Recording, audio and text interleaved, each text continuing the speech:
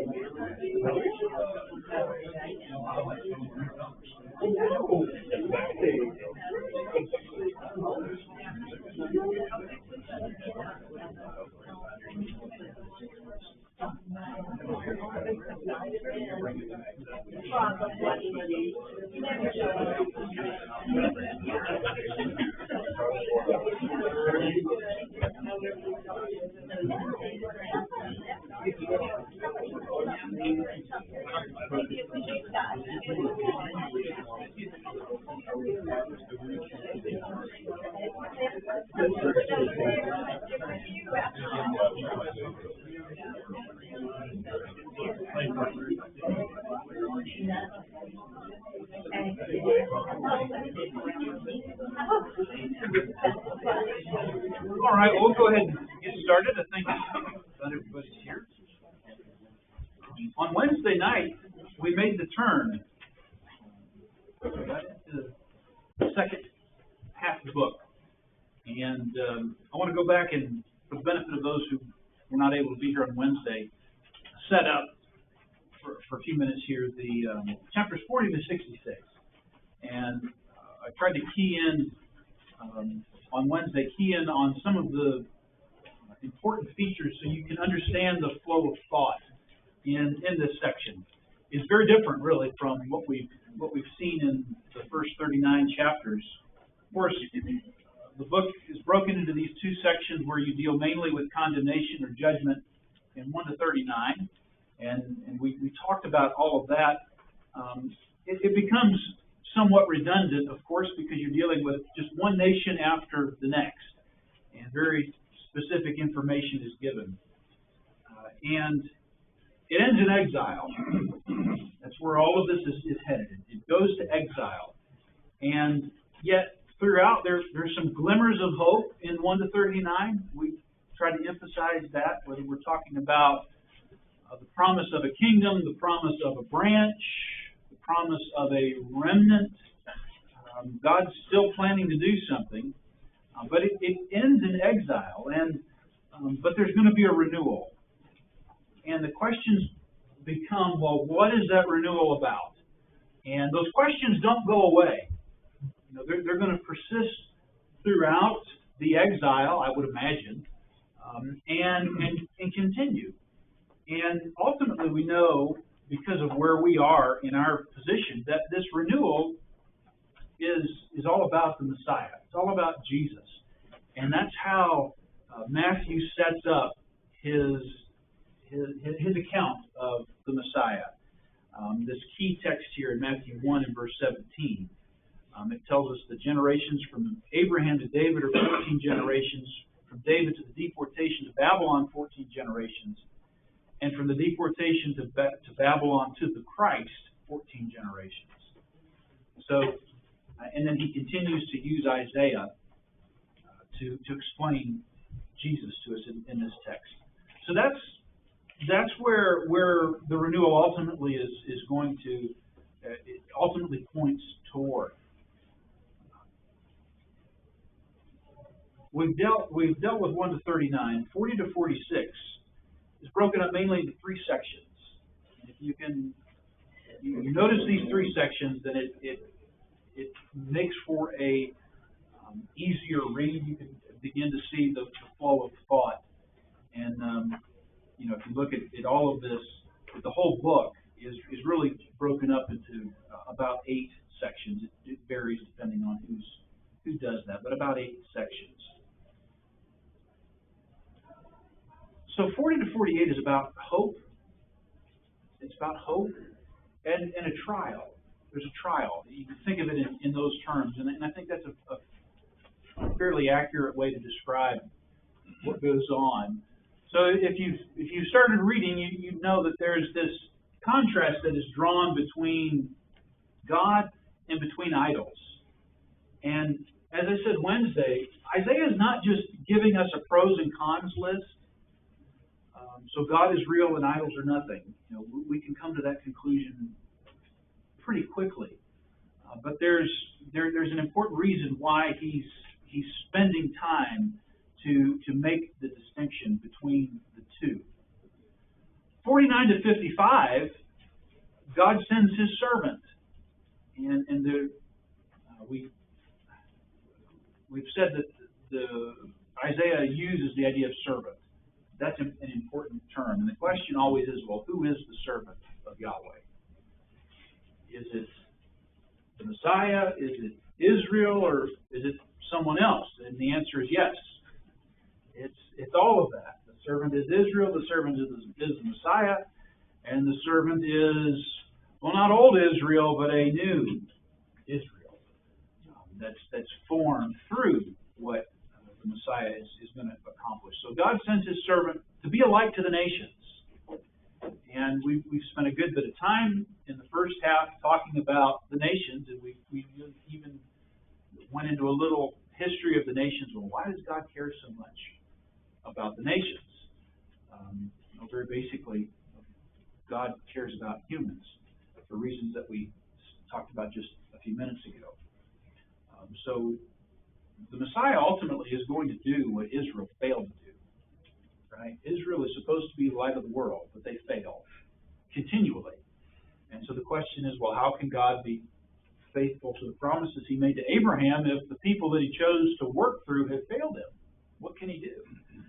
He's going to send the lone faithful Israelite who's going to accomplish all of that for Him and for the benefit of the world. 56 to 66 is, well, the servants inherit God's kingdom. And so it is a culmination of things that's described in this text.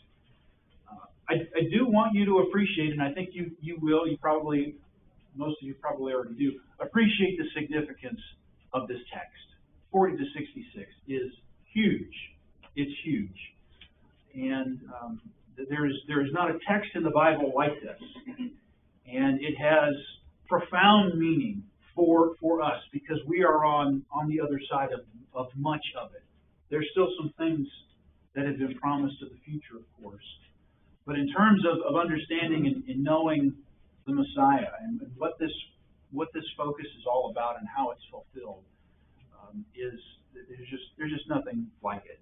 I think at the end of Wednesday I might have mentioned, you can listen to Handel's Messiah this Christmas with an open Bible and just go right through the lyrics. I think it's a little long. I think that the whole thing start to finish is about an hour and a half, 2 hours or something. But that's just an example of how profound, not just the text, but how profoundly the Messiah has impacted the world. And there is nothing like what's contained in these chapters. So chapter 40, and then this is not just 40. This is really the whole section. Exile is over. We're on the other side of it. Exile is over. Israel can return home. And there's some specific promises about that in this section. Israel can return home, and God's kingdom is coming. God's kingdom is coming. But of course, as you read through this, you think, well, okay, Israel's going to come back, and they're going to resettle and form a country. But it seems to be that this is about more than just that. So the opening lines are about comfort. Comfort my people, says God. Speak tenderly to Jerusalem and cry to her that her warfare is ended, that her iniquity is pardoned, that she's received from the Lord's hand double for all her sins. So we're on the other side of judgment, condemnation, punishment. And we're going to try to strengthen, encourage, and build up the people, to offer them comfort. And her warfare is ended. We know what that's about. Her iniquity is pardoned. The point there is that they've paid the price. You know, God, the exile was not indefinite. It was we think 70 years. That time was accomplished, and they had been atoned for, and they're going back. They've received from the Lord's hand double for all their sins. So the price has been paid. Again, though, that has unique resonance in light of not the return to exile, but the cross of the Messiah. And there's a bigger story here, a bigger picture. But it certainly takes a very different tone, doesn't it, than what we've seen to this point in Isaiah. The opening lines of the book are about punishment. And here we are in this second half, and it's all about comfort. It's all about good news. And that idea of good news is used throughout this section. That God wants this news to be cried out from the mountaintops, so everyone hears it.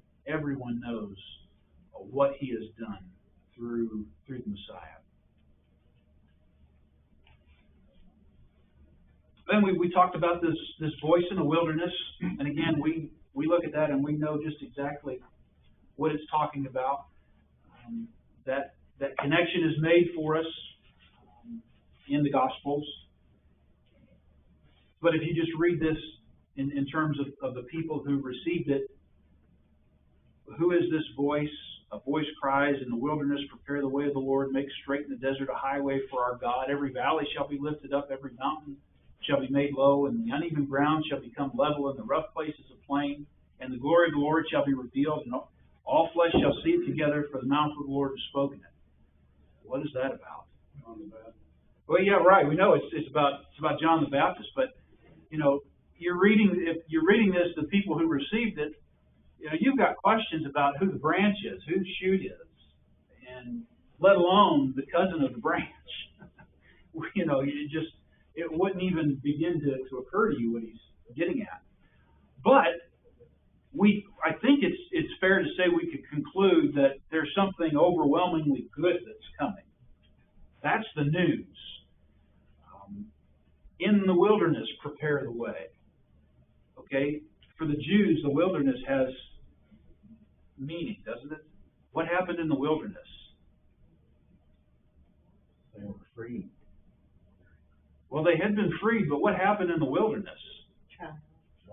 Trials, wandering, complaining. What else? Oh, come on. God cared for them. Yeah, God cared for them. Where everybody died. Okay, there was death in the wilderness. Death in the wilderness. Is that what this text is describing? Is there death in the wilderness? No, the wilderness is something good's coming out of the wilderness. The wilderness is being, it's being changed, transformed.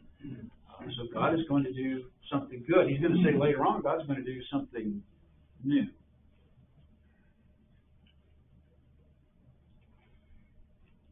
And then we have this reiteration of the fact that what God says will come to pass.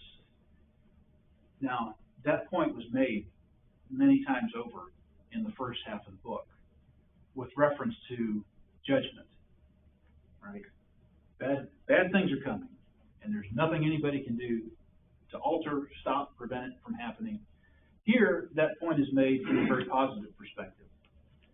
And that's important because we know the rest of the story, and what we find is that there are people, more than people, there is a spiritual element afoot.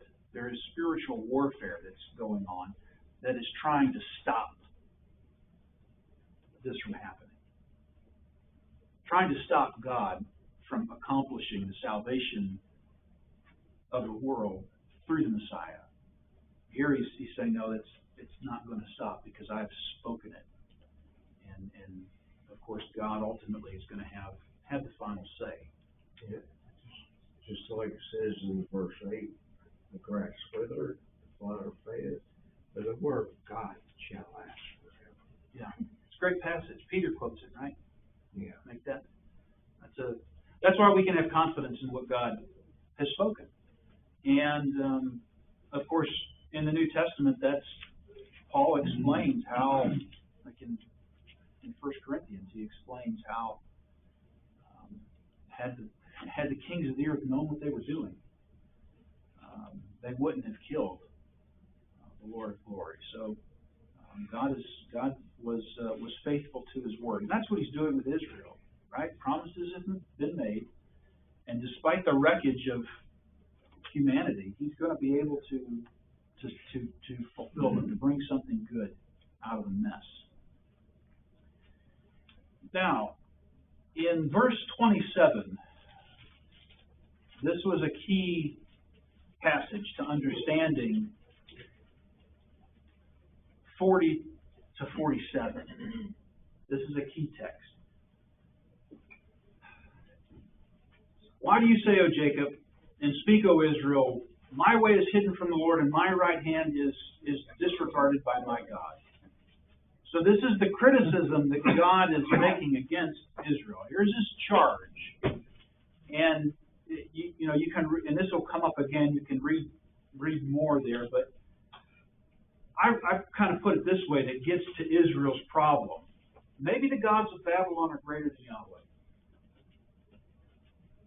They've been in exile. They've been exposed to the culture of the Babylonians. Of course, Babylon is later going to be cast as this symbol of evil that is hostile toward the purposes of God.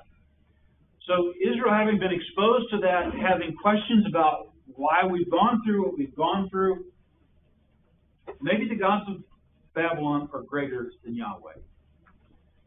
And that's I think, from our perspective, that's an understandable question. Again, it's more than a question. They're leaning in that direction. And in time, Israel is just going to assimilate into the culture around them. That's what they'd always done, right? They wanted to be like the nations around them, all the way back when Samuel was with Samuel. Give us a king. That's when they make that demand, give us a king, that's not some problem they have with a form of government. It's the fact they wanted to be like the world. They wanted to be like the world. And so that's what God's people have always struggled with that. We want to be like the world. We want to fit in. Well, God didn't want them to fit in, right? God wanted them to be the light of the world. And of course, you think of Jesus talking about light in the Sermon on the Mount, and no, light doesn't fit in the world, right? Light illuminates. It exposes. It dispels darkness. And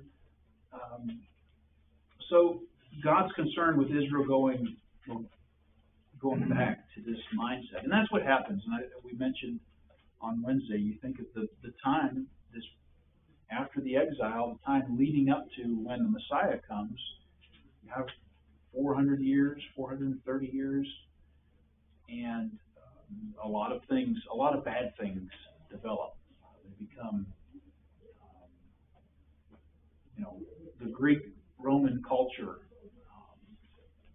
They just adopt that, and so you read in the New Testament, there's a number of things that are just unrecognizable, mainly with like all of these different Jewish sects that are there, and the Pharisees and Sadducees and the Hellenists. That should give it away. The Herodians. So what he does in this text, to get back to to this section, he's going to explain some things about, well, the purpose of the exile. The exile was judgment, was not neglect. I think that's an important point to make. And again, if you try to get into the minds of the people, that's what they're wondering. Has he just ignored us? He's done with us. The exile is judgment. Exile was intended to refine, to purify the people, and it was not divine neglect. God used Persia to conquer Babylon for Israel's sake. So we'll deal more with Persia here, but back in chapter 13 that was stated. And Cyrus, Cyrus is going to be described in this section as the anointed. We say, well, wait a second, the anointed, that's Messiah. And gets into this question of who the servant of the Lord is. And God used Cyrus to conquer Babylon so Israel could be released, so they could, fulfill the purpose that God had for them. But Israel remains unfaithful. That's what's going to happen. They remain unfaithful, so Yahweh will do something new. And that's what is stated in the beginning of 48 there, that he's going to do something new. And that something new ultimately has to do with the Messiah. Any questions or comments, reactions about this? If you can kind of keep some of this square in your mind, then reading through this, I think it flows. It will make more sense. Like I said, this is not just some pros and cons list between Yahweh and idols. When you were reading this 40 verse 1, hasn't even happened yet, right? They haven't even been taken into exile. And I'm thinking as an Israelite and the person today, I want God to take action like now, not what he's going to do way off. I want to see that he's working, and I think they want to see that he's working. Maybe that's half of his problem. So, not right in those 6 verses, they haven't even been taken away, and he's telling them you're going to be taken away again. He's told them that, but that they're going to come back. And then once they come back, how long in the future is John? There's a long time that these people are going, what? And it's kind of like living my minor, maybe 90 years of life. There's a lot of God's plans being worked out after that, maybe, and all this before my life. Yeah. We want to see him working right now. I just want. Yeah. Does that make sense? Yeah, 400 years is a long time. It's about twice as long as we've been country. To give it, we kind of lose. When we talk about ancient history, we talk about 400 years like it's a week. That's a long time, and because of that, again, you could understand the questions that the people have during that time. All right, chapter 41. Let's look at chapter 41.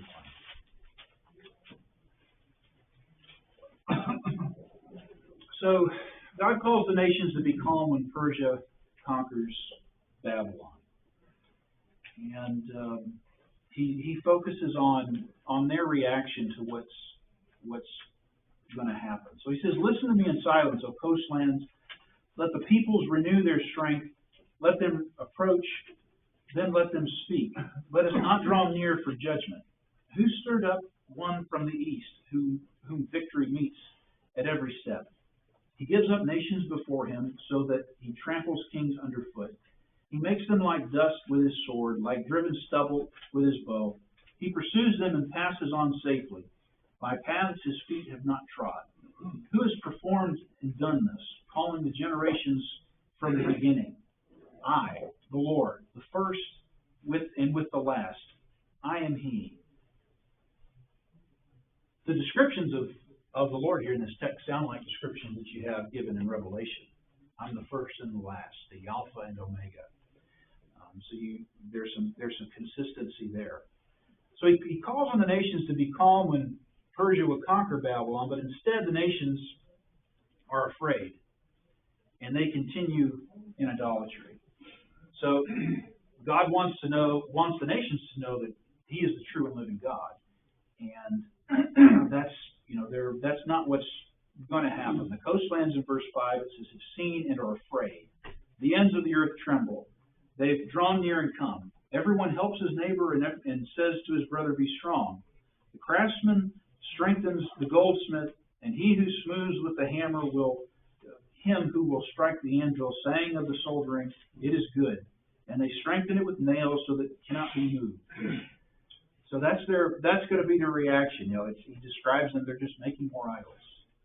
It seems as if that's all they know to do. That's their response to turmoil in the world, is to cling to false gods.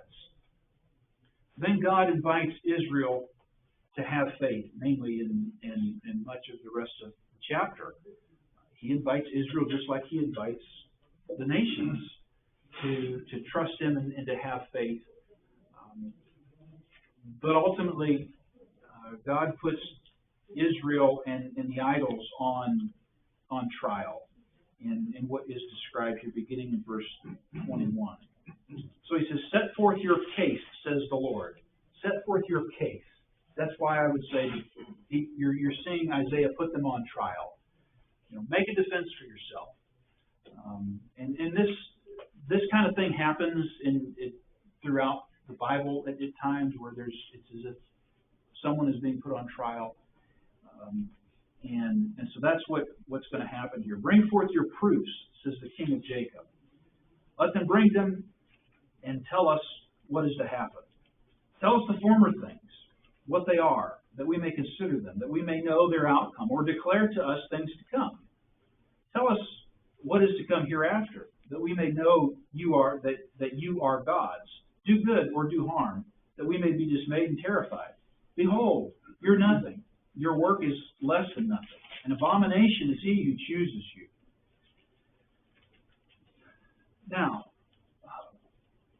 give us the evidence. Give us the evidence. Maybe you think back to where God did this earlier in things we've studied in Isaiah. Like, God has given evidence. He's given proof that He's the true and living God, the one in whom all people should place their trust. Chapter 7, you go back to Ahaz, and God tells Ahaz, hey, tell me the kind of sign you want. He's saying, I'll do anything you want. And Ahaz doesn't want that. But God gives him a sign anyway. But God's capable and willing to demonstrate who He is. He's done that. And can the gods that these people worship do that? And of course they can't. As you think of all of the calamity that is unfolded, what were the idols? What were the gods of the nations able to do to save the people? I mean, you have nations overturned and destroyed, and yet those gods were helpless, were nowhere to be found, were silent throughout all of that period. Begs the question why anyone would want to put their trust in the gods. But yet that's what's happening. In verse 29, behold, they are all a delusion. They're all a delusion. Their works are nothing. Their metal images are empty wind. Empty wind.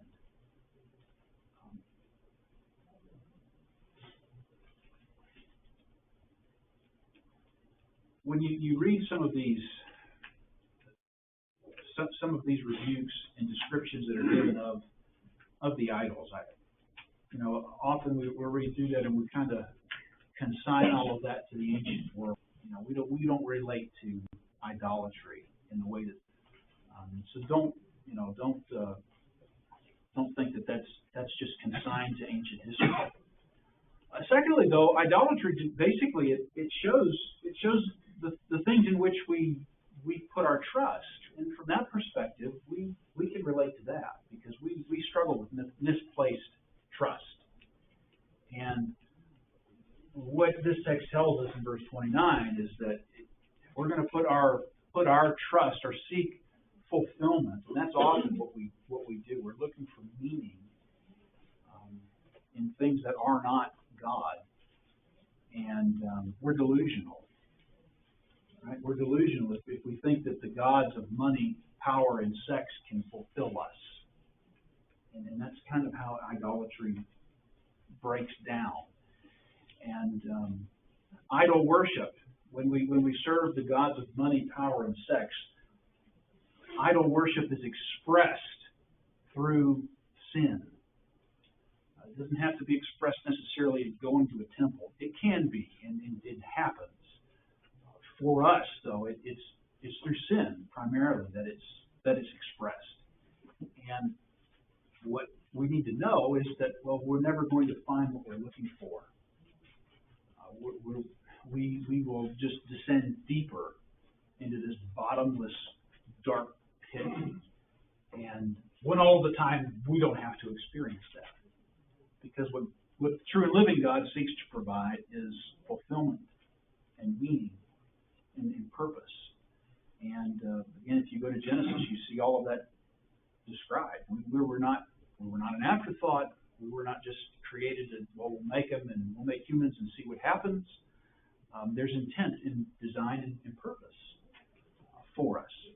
And the sooner we learn what that is, the sooner we can begin to fulfill that purpose. And to use the expression of Jesus, we can have life and have it more fully. But of course, there's even more than that, because Jesus is not just about fulfilling us now; He's about leading us on to eternal life, enabling us to be able to contend and cope with suffering and dealing with death.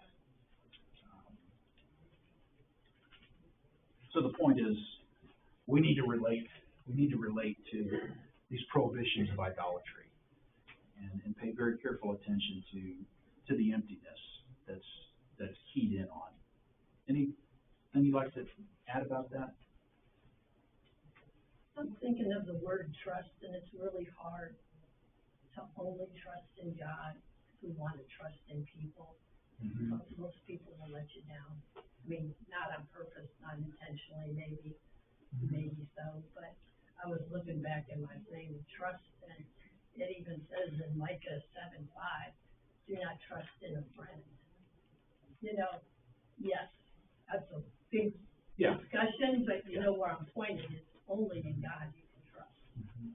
Yeah, He's consistent, and He's consistent, and we are not. We're just the opposite. Yeah, that's a good. Putting our trust in God has very important meaning. Chapter 42 is one of the messianic texts. The servant. God sends His servant. In verse 1, behold my servant, whom I uphold, my chosen, in whom my soul delights. I have put my spirit upon him. He will bring forth justice to the nations. He will not cry aloud or lift up his voice or make it heard in the street. A bruised reed he will not break, and a faintly burning wick he will not quench. He will faithfully bring forth justice. He will not grow faint or be discouraged till he's established justice in the earth, and the coastlands wait for his law. Thus says the Lord God, who created heavens and stretched them out and spread out the earth and what comes from it, who gives breath to the people on it and spirit to those who walk in it. I am the Lord. I have called you in righteousness. I will take you by the hand and keep you. I will give you as a covenant for the people, a light for the nations, to open the eyes that are blind, to bring out the prisoners from the dungeon, to the prison to those who sit in darkness. I am the Lord. That is my name. My glory I give to no other, nor my praise to carved idols. Behold, the former things have come to pass, new things I now declare, before they spring forth, I tell you of them. So there's a lot in that section to unpack. So the servant will gently and quietly minister. What evidence do we have about, what comes to mind? What do we think of when we think of the quietness, the gentleness of the Messiah? He didn't speak during his trial. Okay. He said very, very little during his trial. He washed the disciples' feet. He washes the disciples' feet. So there's these instances of humility that are surprising, that are strikingly surprising, given who he is. His care for the children. Care for the children. His care for people who are marginalized within society. I think of John pointing him out as the Messiah. Jesus didn't point himself out as the Messiah.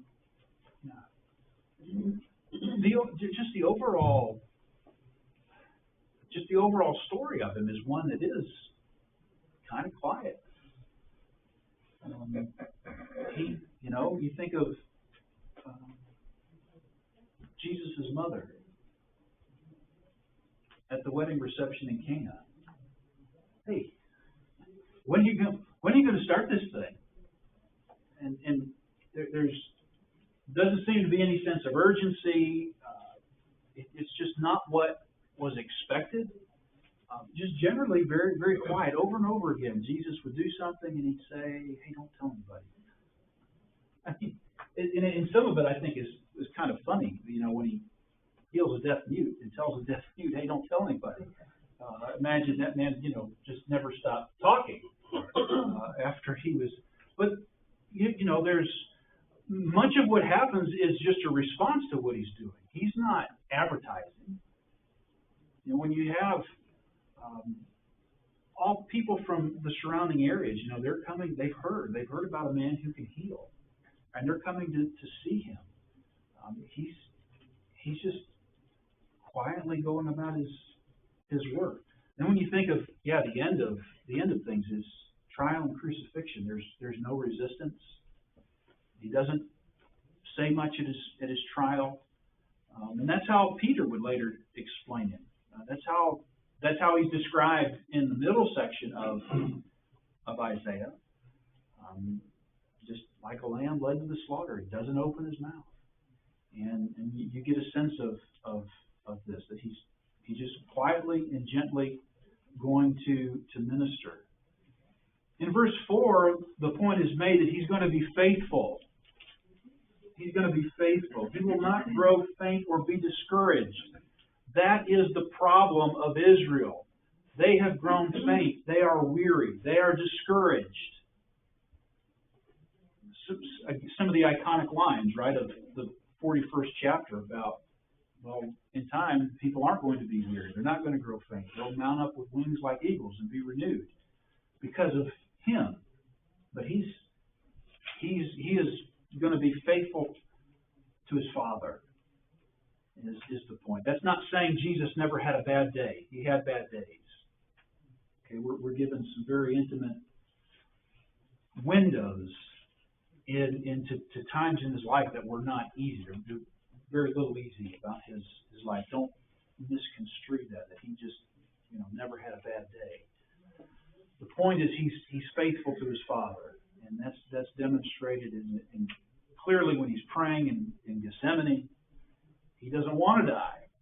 Doesn't want to go. He doesn't want to experience the cross. But not my will, your will be done. A little while later, when he prays, you have in John 17. It's the lengthiest prayer recorded of Jesus. And what's stated in John 17 is every bit as important and profound as the Sermon on the Mount. You get a window into the heart of a man who's about to die. And he is reassured in the fact that I've finished the work. He says, I've finished the work. So right here in verse 4, he says he's not going to grow faint. He's not going to be discouraged.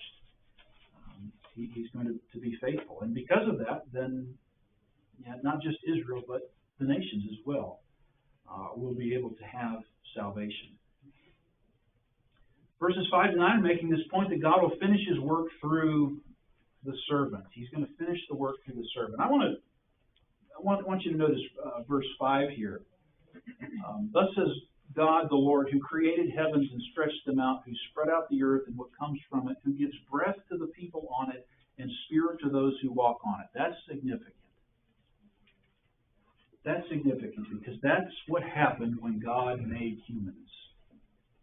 He breathed into them the breath of life. He gave them his image.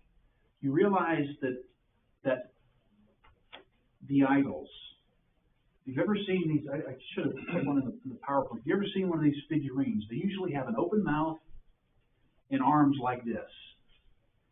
And what the people wanted, what the people hoped for, is that the idols would, or that the gods would breathe in and through the idols to give life. That's what they're looking for. God is saying, no, I'm the one who does that. It's a dig. I used that expression earlier. You in the Old Testament especially, you have phrasing, and some of this gets lost on us, but it's a dig toward the culture of idolatry. He does that. He's the one who breathes life. Some of the final moments that Jesus has at the close of John, he breathes the Spirit on to the apostles. It's as if there's a new creation that's happening. And that John, in the Gospel of John, he sets up his writing in terms of a new creation. In the beginning was the Word. So he's trying to make that point. It's a dig at idolatry, and it's showing him that he's the one who gives life and sustains it. So that's a significant expression there.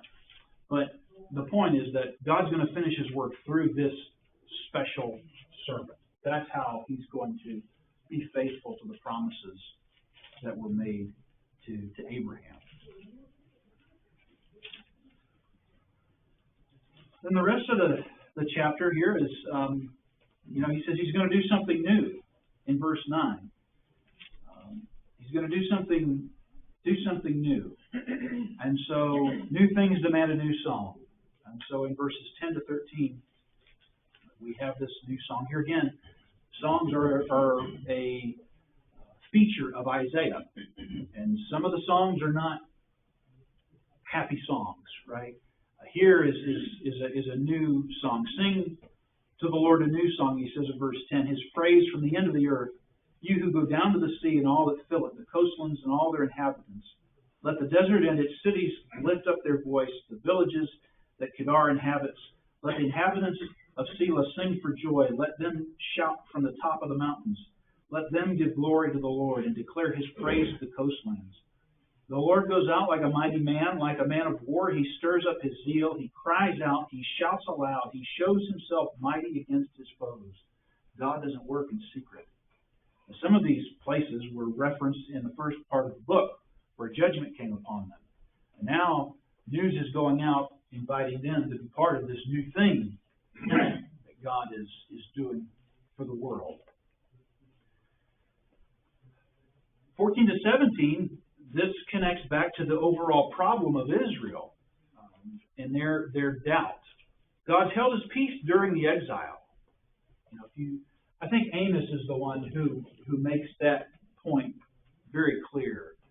That in Amos, when he talks about the exile, he says that there's going to be a famine of God's word. A famine of God's word during that period of time. God's not going to talk to the people during the exile. He's held his peace. But now, he's going to cry out. He's going to cry out. God is going to make his word and his purpose known through this servant. For a long time, in verse 14, he says, I've held my peace. I've kept still and restrained myself. Now I will cry out like a woman in labor. I will grasp and pant. I will lay waste mountains and hills and dry up all their vegetation. I will turn the rivers into islands and dry up the pools, and I will lead the blind in the way that they do not know, in the paths that have not been known I will guide them. I will turn the darkness before them into light, the rough places into level ground. These are the things I do, and I do not forsake them. They are turned back and utterly put to shame who trust in carved idols, who say to metal images, you are our gods. So it's more the same kind of imagery of about, the world is changing. There's transformation that's coming. Everyone's going to know who the true and living God is through what is accomplished by the servant. Then in 18 to 25, the rest of the chapter here, he gets back to making this point about how Israel had failed to trust God. So this back and forth is part of this trial. Here's what I've done. Here's what I'm going to do. The idols can't do what I do, but you're still wanting to serve idols. It doesn't stand to reason. It doesn't seem logical. And so Isaiah is just making this case. And the idea, of course, in making this case is trying to get them to come to the conclusion that they need to put their trust in God and not in the false gods of the nations around them. So that's that's just the dynamic at play as we get through chapter 47. That was a lot. Any questions? All right, we'll stop there and pick up in 43 on Wednesday.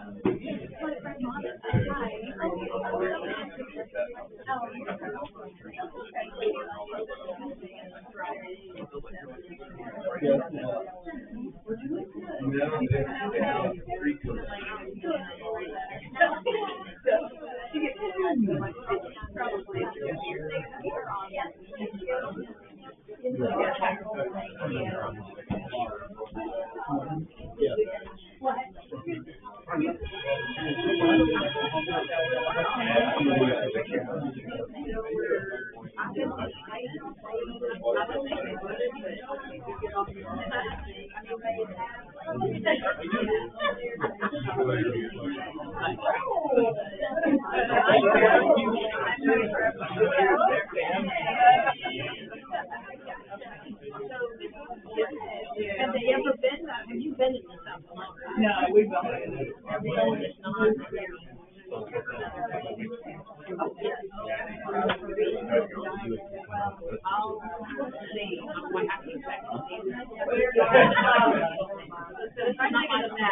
Yeah.